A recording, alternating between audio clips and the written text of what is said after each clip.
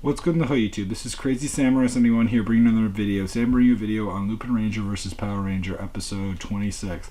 This episode is called The Hidden Auction, and the episode overall was pretty good. It definitely was a different kind of episode, very filler-esque, but it had some okay moments in it overall.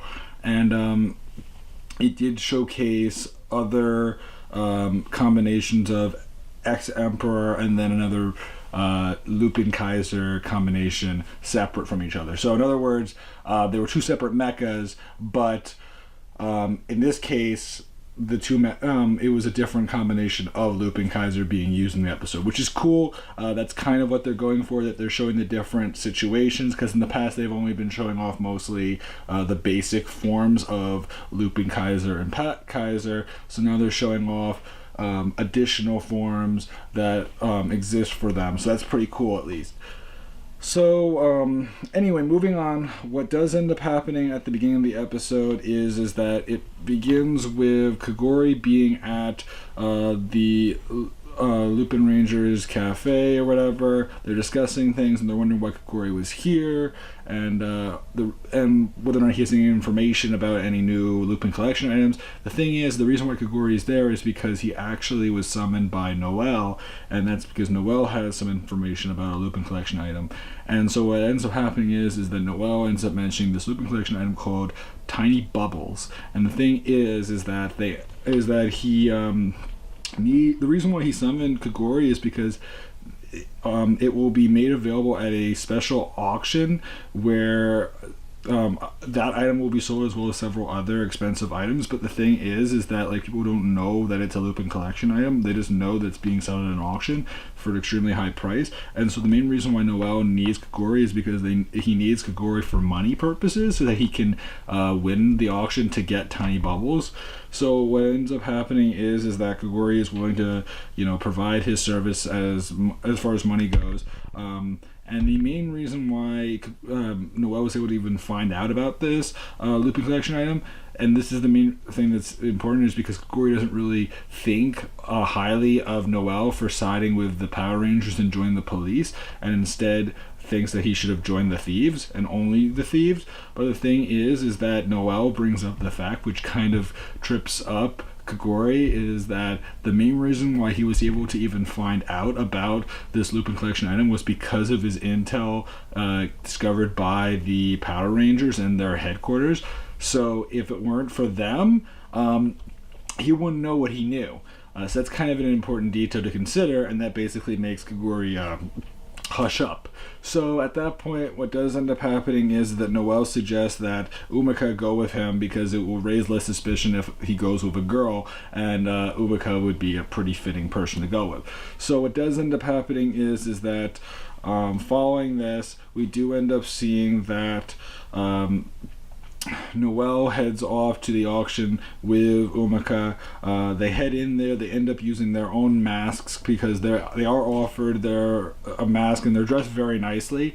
And what happens is that when they enter in there, what happens is that everyone's wearing masks because they're all meant to be these people trying to win these different auctions, and they don't want to have their identities revealed. So what does end up happening is that it starts off with simple biddings. They're going for, I believe, initially $400,000, not yen, dollars. For those who don't know, in Japan, yen is the currency.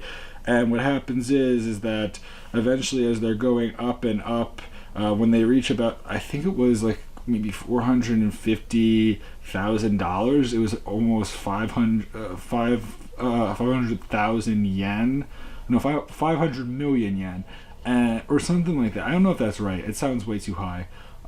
Maybe I'm wrong. But the point is that like yen is worth a lot less than dollars are. So the whole point is that suddenly he's going higher and higher and higher, and when it comes time to, and like eventually other people are bidding as well, and eventually when it reaches it goes all the way up to about $2 million, which is about 20 million yen. which is crazy. And the thing is that Umika is a very stingy person. Like she's not a person that really wants to spend a lot of money. She's not that kind of a person. So she has like practically a moment where she faints just from the idea of having someone spend so much money. And when Noel wins by spending $2 million on the tiny bubbles, it's astonishing. And what actually happens is that after he wins, suddenly the lights go out and a gangler appears and takes the tiny bubble statue and departs the area. At that point, what does end up happening is that Noel and Umika try to recover it. What does end up happening as well is that the Patorangers arrive at one point to try to get the Lupin collection item, and they're also surprised to see Noel with a Lupinranger, but they are working together. And what does end up happening is that the gangler is called Grist, and it's basically like this squirrel gangler that has this special ability where it's able to puff up its cheeks. Like, you know how squirrels are known for like having huge cheeks? It's able to puff up its cheeks, and then when its cheeks are really like puffed up, it's able to like splurt out like bubbles, so it causes a distraction. Because his abilities aren't that strong, but he has a good maneuver to get away from his opponents. And what actually ends up happening is that he ends up getting the item, and he ends up returning back to the gangler hideout. And in the meantime, Umika and Noel head off to regroup. The Power Rangers are kind of stumped as to what's going on and how Noel knew about this item, because they knew about the he knew about tiny bubbles, but they also knew, and so it kind of made him think that maybe he learned from the Lupinrangers, and the Lupinrangers have some insight. But in reality, the reason why he knows is because of the Power Rangers. So that's kind of an interesting thing. And Tsukasa was the one that was especially curious and questioning of the whole situation, but it is an interesting point to consider. What does end up happening as well is that from here they end up returning back to the base, Noel and Umika. In the meantime, what we do end up seeing is that with the ganglers, Grist ends up talking about how the mice situation. One thing I forgot to mention though is that there's a point where the gangler actually disguises himself as the what happens is that there's a point with the auctioneer talking about that they're still going to have to pay up their money even though the item was stolen, because technically once they do the auction, it's their property and it's their issue, so they still have to pay. And because of tax, it's an 8% tax, meaning that you have to pay like 2.1 million dollars, which freaks out Umika, but they're still willing to pay it. And what does end up happening is that eventually they return back to the base. In the meantime, as I was saying before, with the ganglers, Grist plans to actually stow away the money, and that's a kind of important thing because that kind of gives you a hint as to what's going on. Because what money could he be talking about? He only has the Lupin collection item. Well, gives you the clue right there that what money he's talking about, and we'll get into that later on. But anyway, basically, Destra and also Medoche think of his strategy as smart, even though he's not that competent or really clever, but he has good tactics at least. So that's an interesting thing. And what does end up happening is that eventually Noel and Umika begin to work on creating some suspect pictures showcasing what the suspects of the auction look like, including the auctioneer and also all the people that were attending it, so that maybe they could decipher who it would be, the people that were actually bidding. And what does end up happening is that eventually, after they make all the sketches, that Noel ends up heading off to go to the Patoranger's headquarters to use their police scanner to use the images and hopefully find a match that resembles these 4 or 5 people.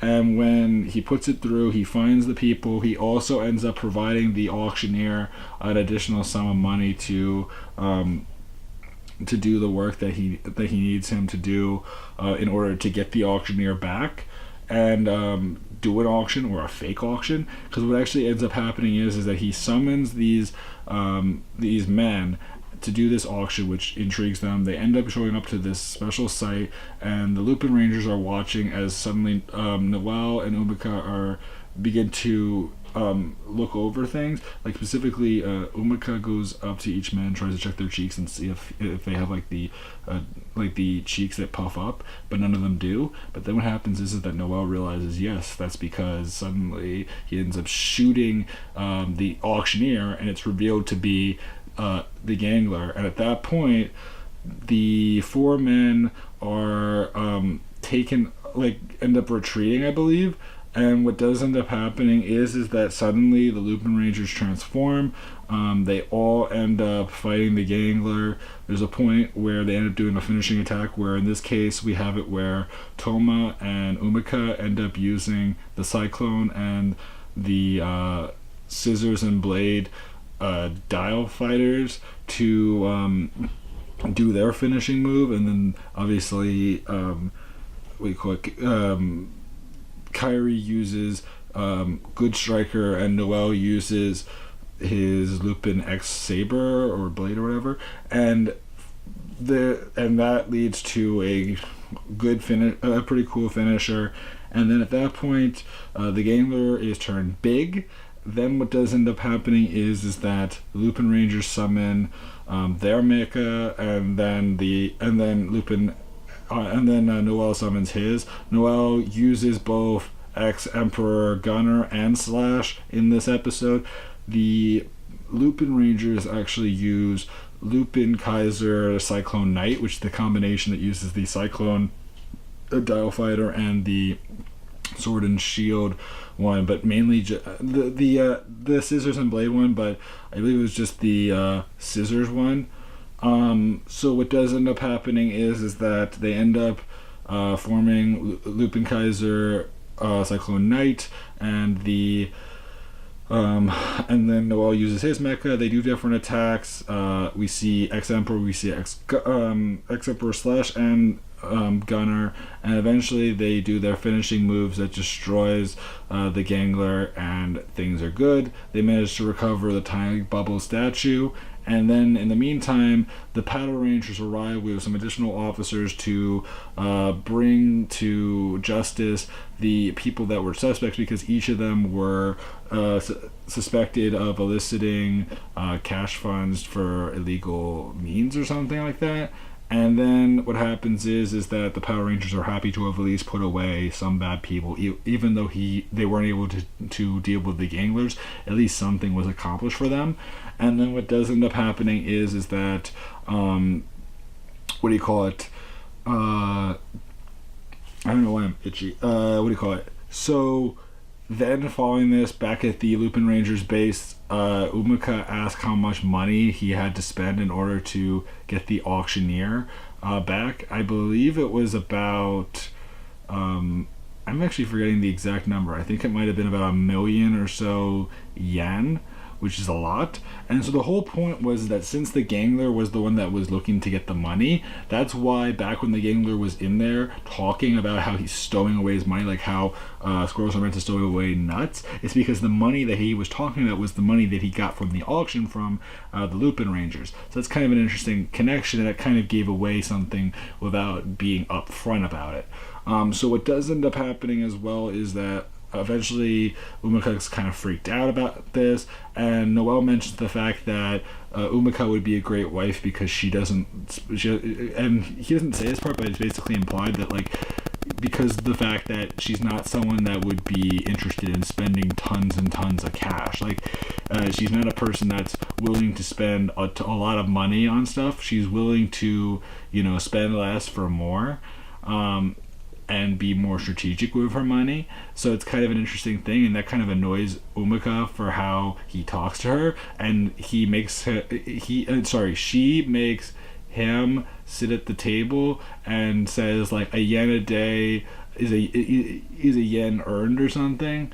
I forget the exact term, but yeah, it's this cute, funny moment that actually happens between the two of them. And then we end up seeing the preview for the next episode. It looks like a pretty silly episode where, from what I can tell, it looks like Toma and also Sequoia might be joining some dance group. It's really bizarre, like some dance dojo.